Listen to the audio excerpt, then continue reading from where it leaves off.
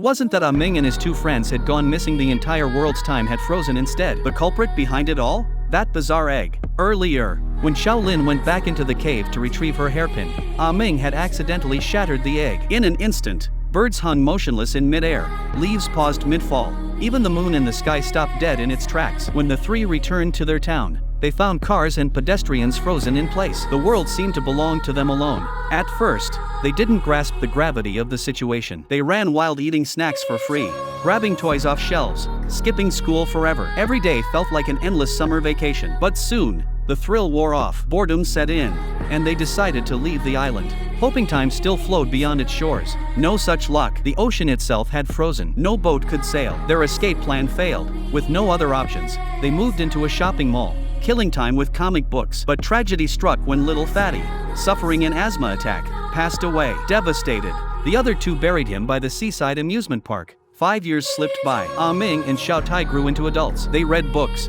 scraped together money, prepared for a future that never came. On the day Ah Ming calculated they'd soon turn 20, they clung to a desperate hope. Maybe adulthood would restart time. Dressed in new clothes, they returned to town only to find everything still frozen.